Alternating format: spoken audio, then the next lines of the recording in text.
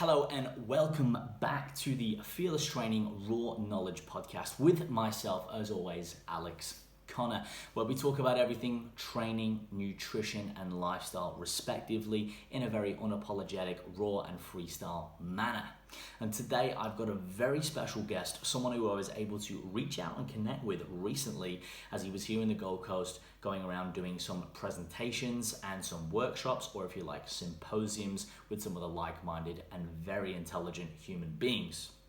My guest today is none other than the one, the only, Danny Lennon. Now, a little bit about Danny Lennon, as you'll find out in this episode. He is the founder of Sigma Nutrition and the main man behind the content creation on the site. He's known for hosting his also top-ranked podcast, Sigma Nutrition Radio. If you haven't already heard of that, shame on you. Please check it out. Danny is also a respected educator in the field. He's spoken at conferences and events all over Europe, including London, Dublin, Amsterdam and Vienna, and obviously now Australia. Danny has a master's degree, MSc, in Nutritional Sciences from the University College of Cork, during which time Danny completed his research thesis directly under the world-renowned vitamin D researcher, Professor Kevin Cashman. In addition to the research, Danny took classes in biochemistry, clinical nutrition, micronutrient interactions, and physiology. Previously to this, Danny also completed a BSc degree in biology and physics education and spent a year teaching these subjects. In the past, Danny has worked as a nutrition practitioner with a wide variety of clients. He became well known for his role as a performance nutritionist to professional mixed martial artists and boxers. He oversees the Sigma Nutrition online coaching service, in which a number of excellent coaches work one-on-one with a wide array of clientele. Outside of the nutrition world, Danny is a powerlifter, BJJ blue belt, and lifelong Arsenal fan. Danny also spends a lot of time reading and learning about cardiovascular disease, prevention, and risk modification.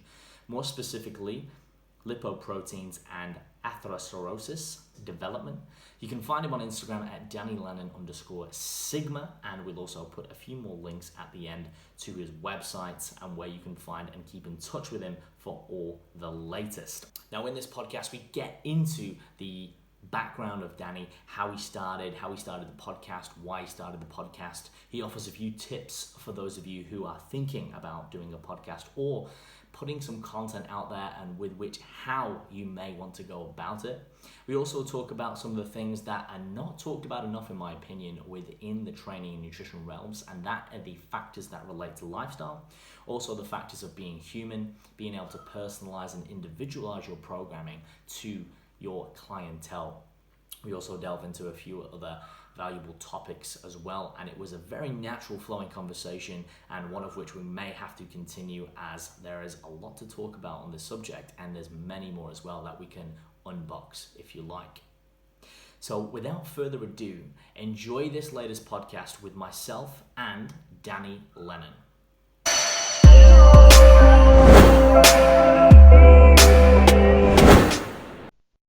All right, Danny, welcome to the Fearless Training Raw Knowledge podcast. Thank you for joining me today. We appreciate your time. How's everything going on your end? Yeah, all is good, man. Thanks for asking me, and happy to come and talk about this stuff. Yeah, man, we appreciate it. I'm sure we'll cover some pretty interesting topics, and hopefully the listeners will be able to take some golden nuggets out of it as well. Now, currently you're still in Australia, and you're in Perth at the moment. You've been here speaking at some seminars.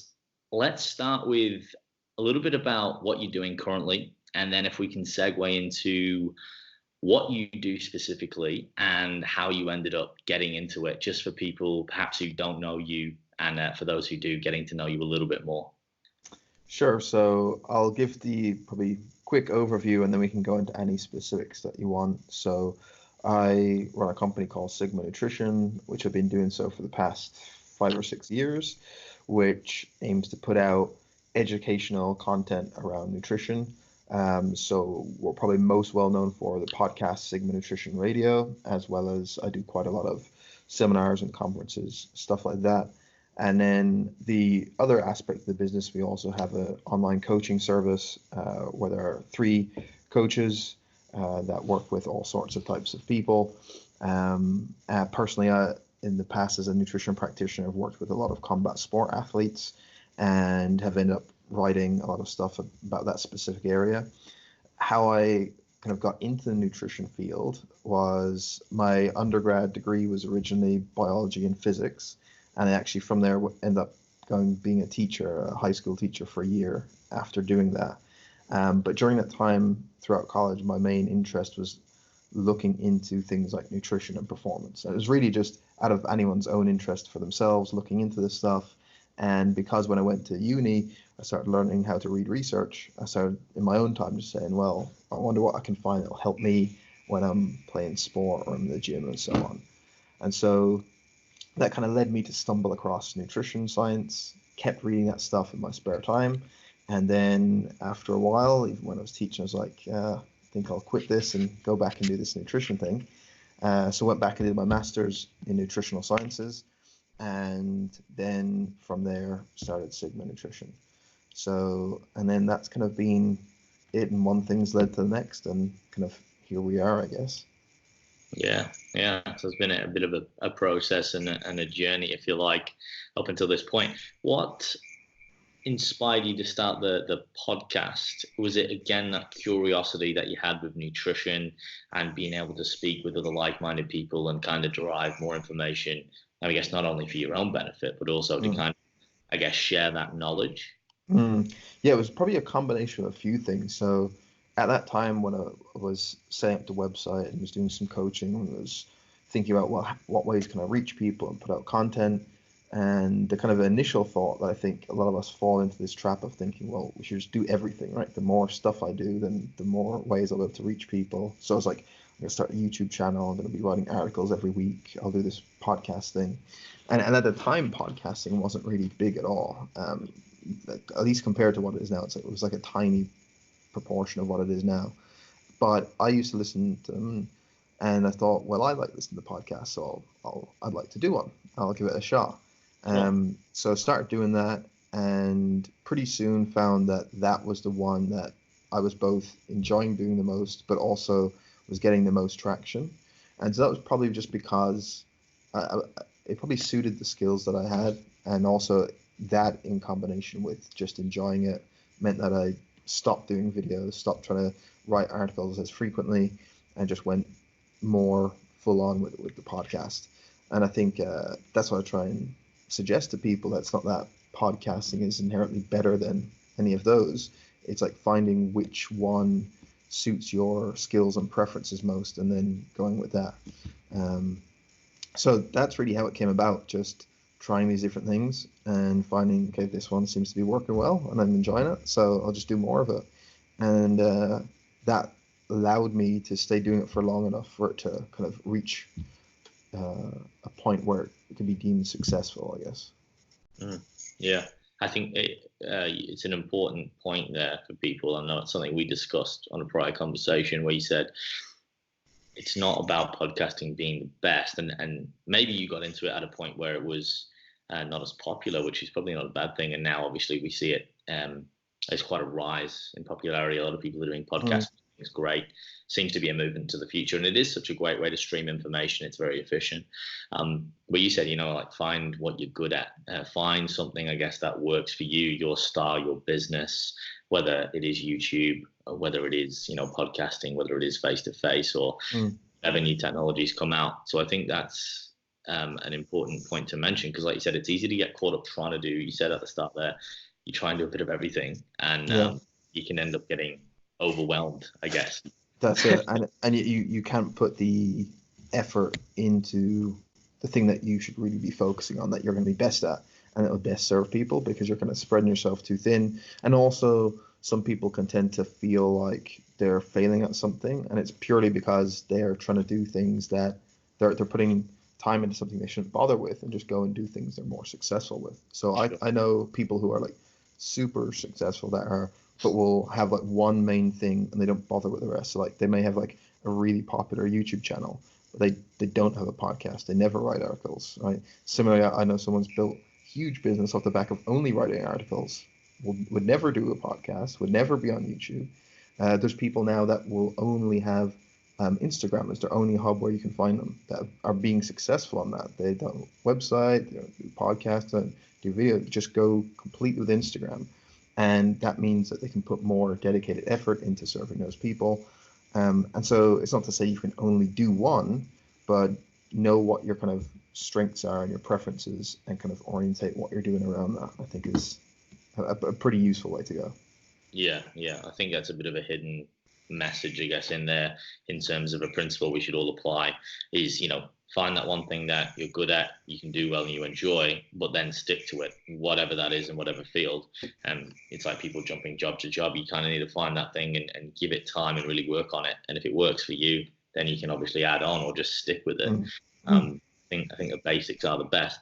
Now, I will ask this question because I know some people watching will probably apprehend or want me to ask this, because a lot of people now are wanting to start podcasts of their own. If someone's thinking of starting a podcast or wanted to find out if it's good for them, apart from being the obvious, being able to communicate and ask, I guess, intelligent questions for the most part, what would you recommend as a starting point, or maybe for someone who wants to test the waters and get into podcasting, as someone who has a very, a successful channel and is very consistent with your guests and your upload? Yeah, probably the first one is the same with anything that they're probably doing business-wise, is just being clear on what the goal of it is. So who are the people that are likely to be listening to it? What do you want them to get from certain episodes? And then from there, you can start thinking, well, what way can I deliver information that'll be useful?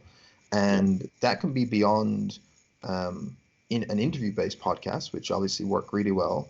But they might find, okay, I'm aiming for people who are super busy, that don't really have time to look into this, that maybe don't have really any background in nutrition training. So I'm going to do a podcast where it's just a 10-minute max episode where I'm just going to give them one main tip to focus on. Now, that could be one type of podcast. Then on the complete other spectrum, you can have something like Joe Rogan's podcast, where you're like a minimum of 3 hours per episode, right? So that's a good thing, I guess, about podcasting. There's no one right way to do it. It's just doing what is going to be useful for you and the people you're trying to reach. So who is it you're trying to reach? What way can you do it? And then probably give yourself, okay, I'm going to aim for, I'll do 6 episodes before I decide whether to continue or not. I'll do those, see how it goes, see how I feel after it. And then if I'm enjoying it and it's going well, then I'll continue. And if it's just taken away from my business and being a distraction, then I'll get rid of it. So there's no real big rules that I can point them to. If it's more on an interview-based podcast, then like you said, I think the big thing is trying to ask interesting and novel questions, particularly if you're talking to someone who's been on several other podcasts before. Trying to have something that's even a slightly bit different, or approach things a bit differently, or ask them something they maybe haven't talked about before. I think that can all work well. And just ask things that you're curious about yourself, of having faith that if you want to know the answer to a certain question, there's going to be enough other people that probably want that question asked too. The main thing that I think people and these guests will say about mine is that not only is there that kind of hopefully interesting questions for them, but actually listening to your guest and asking questions that naturally arise off the back of that. I think it's great to prepare, but I don't think it's good to script out exact questions in like a bullet point list and you're just going to run through them, because then as you're listening, something interesting might pop up and you can't follow that up with an interesting question. You just move on to a completely new topic. So it's the art of conversation in some ways, right? You can have a general outline of where you want to go, but still be able to listen and answer or ask interesting things off the back of that is where a lot of the good conversations come. So there's some things off the top of my head, but like I said, there's no set rules depending on what you're trying to do. So have fun with it. Yeah, that makes sense. That last part is probably one of the most important, right? I mean, you got to have fun and enjoy it, because otherwise, what's the point? It'll eventually sort of fall down. Right. Identifying, who your audience is, I think is really good, as you mentioned. And then, I guess finding, like, it's trial and error, as we just mentioned before. It's one of those things that you find your way. There's not really a set method that works. And I really like what you said about making it kind of organic and authentic, like letting it flow. I think that's what I try and do, mainly because I don't shut up and I can talk a glass eye to sleep, but it's having that conversation where if you don't listen, you might miss out on a lot of great information if you just, like you said, you stick to the script. And I mean, it does seem a bit fake if you're just sticking to a script, where if you just let it flow and then you go, all right, okay, I'm listening, and there's a question that's come off that, and okay, let's delve down there and there and there, and then before you know it, you've got lots of topics. And then if it doesn't arise or it doesn't flow that way, as you said, you've got those key questions to ask, or there's always something to fall back on. So you've got some sort of structure, which I think is good. And then like you said, having a bit of fun with it and making it different, because that is that when you talked about, I think a lot of people now are getting interviewed. You look, probably yourself, you've done a lot of podcasts. You look at like Eric Helms, etc., on a podcast every week. He's probably regurgitating a lot of information, not because he wants to, but because people are asking the same question. So I guess if you come at it from a slightly different approach, and you can try and derive something different, not only is it refreshing for your guests, but you might get some different information so that people want to tune into your podcast. They go, well, it's Eric Helms, but hang on a minute, what are we talking about here? Oh, that's a little bit left field on this podcast, rather than, it's the same rhyme and rhythm all the time. So I think that's a really good point for people listening. And one more thing on that topic before we move on is, how do you approach getting guests on your podcast? Because I found, even in my very, very short time creating podcasts, people have already said, how do you actually get people? How do you contact people? And for me, it's obviously reaching out, whether it's through social media and email like I did with yourself. But do you have a different approach and a different method? Because you are very, very consistent with your podcast, and you have a variety and a multitude of guests. And there's a lot of great knowledge on there. So what is your thoughts on that, Danny? Yeah, so I think the obvious statement to make is it will depend on where you are at with the podcast at that time. So where I'm now compared to when I was first starting, my approach is going to be slightly different. However, I would say to people, even if you're first starting out, don't let this kind of fear of, well, no one's going to want to come on podcast stop you, because you'd be surprised about just asking people what will happen. And when you think of that from a kind of human side, it makes sense, right? What are you asking someone to do? Hey, do you want to come on my podcast and I want to talk about you and your life's work for an hour? It's like, a lot of people will find that, yeah, sure, I like talking about myself or my work. And I find that particularly with people, if they're involved in research, for example, there's not too many cases outside of academic conferences where they're getting asked about their work specifically. And I mean, they're putting so much time and effort into it. It's kind of cool.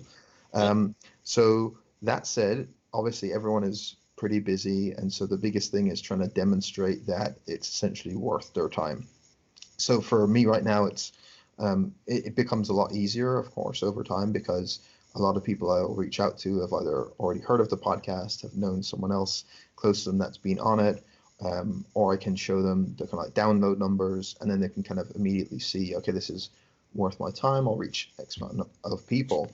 But even starting out, simply contacting someone and say, I've got this podcast. My audience is typically this type of person, and I'd love to expose them to your ideas that I found really useful. Would you be interested in coming on sometime? If not, totally cool. Completely understand. Feel no obligation to reply to this. And most of the time, when people get a respectful request like that, and they can make it work, a lot of people are pretty good. They'll try and make something work if they can. So you can't reach everyone, but just don't be worried about that. Make a list of those people that you'd like, reach out, and you'd probably be surprised about how many are willing to do it. And then over time, it'll get easier to reach more of those people that are maybe hard pressed for times, or quote unquote bigger names, where they can now see that you've reached a certain level of this podcast. But I would say to people, just reach out in a very human way. There doesn't need to be any particular tactic.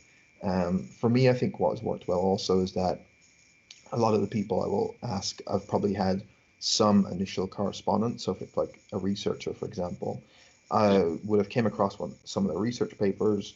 I might have emailed them to ask them a particular question about some of it because I've been reading it. And then off the back of that, I can ask them, hey, I've got this podcast. Do you want to come and talk about some of this work? And so already then you've been in contact with them, you've demonstrated that you actually have looked at what their work and you're actually interested in it. And then you just ask, and if they can make it happen, great. And if not, no worries. So that's been my process of not really too much tactical stuff. Of like just literally be human about it, and you'd be surprised about who wants to come and talk. Yeah, I think if you don't ask, you don't get at the end of the day, right? Right. If you don't ask that question, at least it's good that you went over that, because I think people just need to hear it anyway, especially from people who have an established podcast and a bit of a record, because a lot of time people don't even believe it. They're like, oh, really? It's like, well, yeah, at the end of the day, we're all human, right? I think that's something that my dad used to say to me, we're all the same. We all eat, breathe, and shit. Right, yeah. You should treat everyone the same. We're only human. I think that kind of sort of sets the tone, because I think we perceive now as humans sometimes people to be on pedestals or higher, where most people are good people and they don't get above themselves. They're still very humble like yourselves, and they're happy to help, again, share some knowledge or talk about their own work. So that's a really nice approach that you've got where. Go on. Yeah, so I was just going to say, I think it's the approach there is what matters, of what I was saying, of if you approach it in a respectful way, if you clearly outline that you are mindful of their time and you realize they might not be able to do it, and you don't contact it with almost some sort of entitlement that they should be coming on. Like, there's no point in emailing someone that is going to be super busy and say, hey, I would love to have you on my podcast. Can you do next Tuesday at 7? Because I'm free then. It's like, people are just not going to respond to that, of just having some respect for it. And I think, the way you approach it, people, if they see that you're being respectful about it, then people are more inclined to help. For sure. Because you got to be flexible as well. It's a two-way street at the end of the day. And if you are approaching people with busy schedules, and generally, these people are researchers, practitioners, etc., you're going to be busy, whether it's clients, whether it's research, whether it's creating other material, if you like. So yeah, it is. It's always about having that respect for someone else's time, regardless of their position or their status, if you like. And then secondary, you talked about, when you do get a bit of a history, I think that does have a bit of weight and a bit of clout in it, like you said, to maybe target people who are, if I could use the words, a little bit more prestigious, or again, a little bit more time poor, purely based on the fact of popularity and they've got a lot of things going. It definitely does help to be able to say, hey, look, I'd really love to have you on. Here's what I do. Have a little look at it, see if you like it. They can get a bit of an idea and a taste for your style, and perhaps, listen to a few interviews, and then that might help them make that decision and go, oh, okay, like, this is good. That's actually something that they're taking seriously. They're getting some good information out there, and I want to be a part of that. But like you said, you just got to start somewhere. Reach out, ask the question, be respectful, and then I guess it just builds up over time, right? Like anything, if you just invest and invest and invest, organically, it will just grow into something, that comes quite well. Right. Completely agree with that. Now, I wanted to segue and jump back to your coaching. You said you've got 3 employees, is that right, that work for you currently? Correct. And you coach a range of athletes, and I know we had a chat, and you have an interest in the fighting side of things, right? Can you talk us through your coaching a little bit, how you kind of, I guess, approach things, how you like to coach clientele? Is it just online? Do some of your coaches, do they do one-on-one? Do you still do any coaching yourself? And again, your main niche client, you've obviously got a variety, but is there any, apart from fighters, sort of niche clientele that you tend to gravitate towards? Yeah, sure. So to piece through some of that, my work personally, like I mentioned, was with a lot of these MMA athletes, boxers, and so on.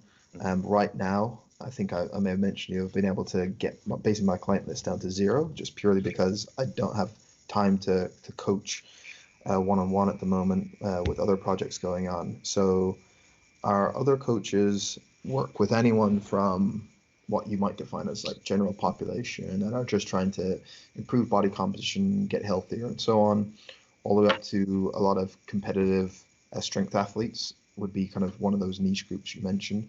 So we deal with quite a lot of powerlifters right now, some that are competing at a world level. We've got a couple of world record holders, some medalists at IPF World, stuff like that, all the way down to people doing their first meet. So that'd be kind of one group. Then our probably main for our one-on-one coaching, I would say that that kind of subgroup would be people who are just maybe not even competing in a certain sport, but have an intense interest in their own health and body composition, and they, for whatever reason, have decided that getting some help in this area is going to be a good thing, which we obviously agree with. But it tends to be, people that might have a busy job or have all this other stuff going on in their life, but still are able to carve out the time or want to carve out the time to be able to be healthier. And so we've a few different groups like that, but our approach is centered around having a kind of a set core philosophy, I guess, but that becomes very flexible depending on the individual we work with. Yeah. So we'll have an initial starting point that looks similar of trying to assess what they're currently doing. And it's trying to look at, okay, what is that person's current nutrition and lifestyle habits look like? Where do they want to go in terms of what their goal is? What would the habits and lifestyle they would need to have in order to get to that point? And then just look at the discordance between that and what they're currently doing. And when you work out that what is, now you can clearly see, okay, here's the things that need to be changed. And you can start thinking or prioritizing, okay, which ones do we need to change first? Which ones is the first target to change? And then over time, you're going to attempt to do those. And then once you've identified that, that's where the actual coaching process comes in. And I think people forget sometimes that most often the coaching element is nothing to do with specific foods you prescribe or showing someone how to do a specific exercise. They're like tiny percentages of what coaching actually is. The rest of it is that kind of, number one, that human element of supporting them, feeling like they are supported. And then the other of being a problem solver, being able to see, okay, here's the issues we need to try and change. Here's their kind of personal circumstances, and how do we overcome some of these challenges to lead to these better habits? So if we're talking about the specific process we typically have, we will have an initial consult with a client, collect as much data as we can. That's typically done via something like a Skype call. We will set out, then the kind of first week is almost more data collection of getting them to start logging food or keeping a food diary so we can assess that, looking at their activity habits and so on. And then from the first week, they will do a check-in. So we have some set things that we ask them to report back to their coach at the end of every week. And then based off that, we will give a couple of action steps for the following week that we want them to follow. They will each day be logging certain pieces of information that we want. And that's where the individuality comes in. For some people, it might be specific calories and macronutrients that they're logging along with their training and their body weight. For other people, it might just be how many high protein meals they're eating, how many steps did they get in today, and so on. So it can vary wildly. But we're collecting metrics to see, are they progressing in certain actions that we want them to follow. And then from there, it's kind of tweaking that from each week to make sure we're continuing the process. And probably one of our biggest things is having doing that on a weekly basis, but in the back of our mind, having a long-term plan of what we're trying to do with someone.